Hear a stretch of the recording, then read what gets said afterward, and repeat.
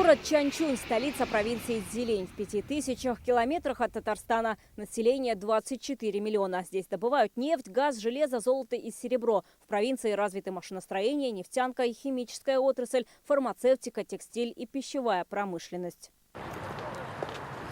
Свой визит в регион Рустам Минниханов начал с возложения цветов к памятнику советским летчикам. В августе 45-го воздушный десант Забайкальского фронта освободил Чанчунь от японской оккупации. На камне высечены имена 23 летчиков, высадившихся в город, и надпись «Вечная слава героям, павшим в боях за честь и победу Советского Союза». Рад приветствовать всех участников нашей встречи. Татарстан заинтересован в тесном сотрудничестве с провинцией. Об этом Рустам Минниханов говорит уже за круглым столом, посвященным развитию отношений регионов. По итогам прошлого года Цзилинь заработал почти 200 миллиардов долларов в основе ВРП промышленности. Здесь Татарстану и Цзилиню есть чем поделиться, отметил Рустам Минниханов.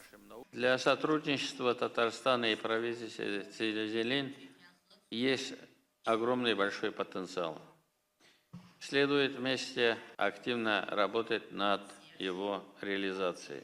Мы сегодня посетили два комплекса по производству автомобилей компании ФАУ. Конечно, очень впечатляет.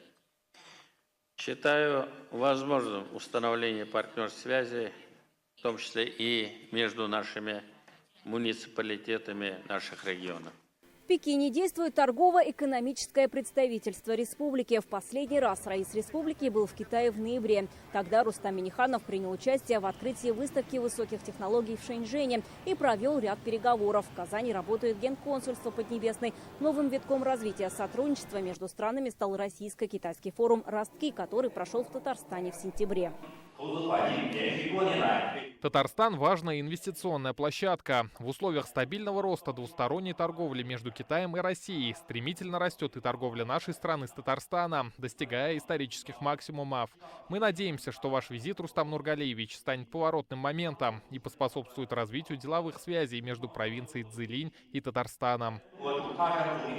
В этом году дипломатическим отношениям России и Китая 75 лет. Татарстан вносит свою лепту в их укрепление, подчеркивает губернатор провинции. У нашей республики 7 соглашений с китайскими регионами. 60% импорта в Татарстан идет из Китая. По итогам прошлого года товарооборот вырос в 2 раза и превысил 3 миллиарда долларов.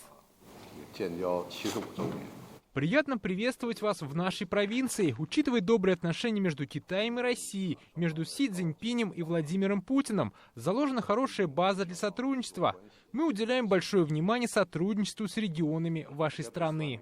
Уже есть план участия татарстанских учреждений культуры в Поднебесной на мероприятиях Года культуры России и Китая. Отдельно обсудили сотрудничество в гуманитарной сфере. Очень важное звено, и он очень перспективное.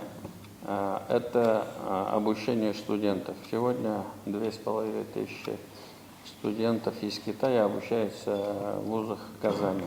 Я считаю, что сотрудничество наших вузов, научных исследовательских центров – это очень перспективное направление.